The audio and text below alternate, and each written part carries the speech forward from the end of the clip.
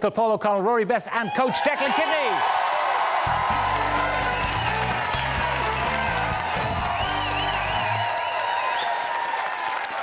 Hiya, Brian. Paul. Declan. Welcome. Wow.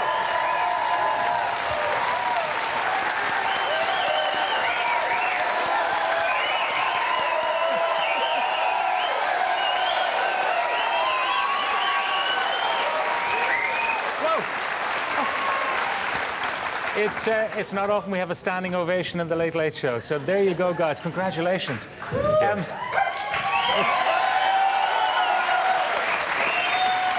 It's 6 days on.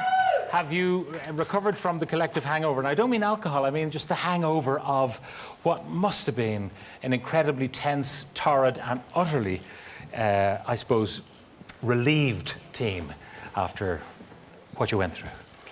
I'll kick us off then, Pat. I suppose it always takes a couple of days, no matter what the game is, you know, at the end of a Six Nations Championship.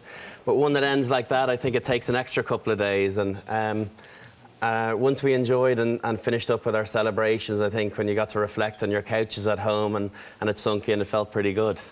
Yeah. What were you all thinking? Declan, I should go to Declan. You know, when the penalty was awarded, and Michael Corcoran was telling me during the week that as soon as it was kicked, he knew it was short. Now, sitting at home, I didn't know it was short. From your position, could you see it was short? No, not really. It was probably around the 22 that it started to dip. And then you're just hoping it dips a bit more. And more. And then Jordy picks it up and goes for his waddle over to the dead ball line and puts the ball away. So it was fantastic. A good feeling, and that moment when you realised you had won. You know, sometimes when you wish for something, Brian, when it happens, it kind of doesn't quite live up to what you wish for. I reckon, though, this is one exceptional case. It lived up to every dream, every second of every dream. I suppose it didn't. The manner in which we won the game at the end, I think it took us all probably 5 or 6 minutes to catch our breaths and really understand that we'd won the game. And nearly at that stage, you know, we were lifting the trophy. So it properly doesn't set in until when you get back into the dressing room and you see everyone and see them shattered, and then you see the euphoria that goes on in there. I think that's when you really get to, you know, enjoy it and let it, you know, sink in properly. Yeah, mind you, Paul was euphoric out there on the field. I mean, you didn't go in for ages, Paul, into the dressing room. Well, I thought I went in. Did I not go in with everyone else? So. Well, you seem to be. They showed you all the time. I mean, you were just there, and you were, you know, that almost visceral thing about you. You had won, and it was written right across your face. Yeah, well, I think the way it like Brian said, the way it finished. You know, you normally expect us to be able to close out the game. That's, you know, we're normally quite good at that, and to concede the drop goal and then to score our own drop goal, you'd think we'd close out the game from there. And I think celebrations probably might have been a bit more muted then, but the fact that we gave away the penalty, and for me anyway, I thought we'd lost the game. I thought, you know, he'd hit the penalty so well in the first half from the same distance and it had gone over. So for then to have finally won it once the penalty came up short, a lot of us went. It was a bit like a script of a movie, wasn't it? Like a Rocky movie. It goes one way, it goes the other. And in fact, later on that night in the boxing, it went exactly the same way. You know, it ebbed and flowed. We had won it, we had lost it, we'd won it, we'd lost it, and finally we'd won it again. It was just so dramatic. Yeah, definitely. It added to the whole occasion, you know. I mean, you know, we've won big games before where, you know, you finished out to the final whistle and you know, you saved the euphoria for the dressing room. But the way, I suppose, the last 5 minutes, as I said, went, you know, it really added to the occasion for everyone. Yeah. Now, Rory, you could have been one of the most embarrassed men on these islands, isn't that so? You know, when Ronan was going for his drop kick, where were you? Well, firstly, I wouldn't listen to everything Ronan says for a start, but, you know, it was getting to the stage where I thought someone's going to need to step up, and, you know, Rod's being fairly competitive. I thought if he saw me going into the pocket, he wouldn't want someone else to take all the plaudits. So when I went in there, I knew he'd step up. And you were in his way, he said. Well, and also another point, I wouldn't have been embarrassed because I probably would have kicked it anyway. So it would have been.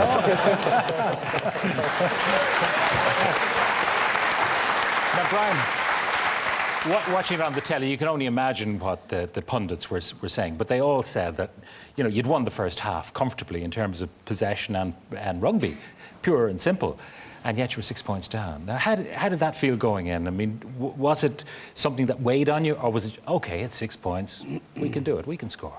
I suppose, you know, you've been in situations like that before that you haven't put, you know, territory and possession into points, and we felt a little bit frustrated going in at half-time, not at least, you know, being on you know, in and around level scores. Being 6 points down, we felt, you know, they were fortunate to be in that position, and that if we just kept going at them the way we were, that, you know, our scores would come, and you know, we didn't expect it to be as quick in the second half as it was, but we certainly welcome both tries. Yeah. See, a lot of people were saying, what did Declan Kidney say to the lads at half-time? See, Declan, when he's interviewed on television, he's the mildest-mannered of men.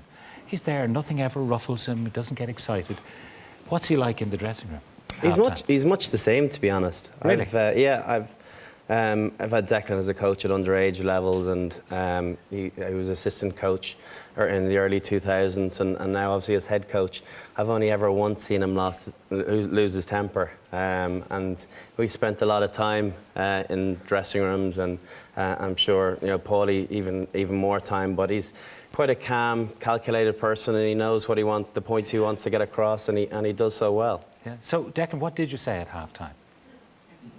Or do you remember? Well, maybe I should prove a point here. They don't listen to me anyway, for starters. So I bet you if you ask them what did I say, they get it wrong, you know. So no, it was just a case. We had been doing all right, but we just needed to go after it a bit. It wasn't just going to be presented to us. We just needed to go after it, and just to put a little bit more pace in it. And if we thought a pass was on, then to go for it, and just to go with our first thoughts. And that was basically it, and they did that in the first 10, 15 minutes of the second half. The pundits were saying is that you were going at such a pace in the first half.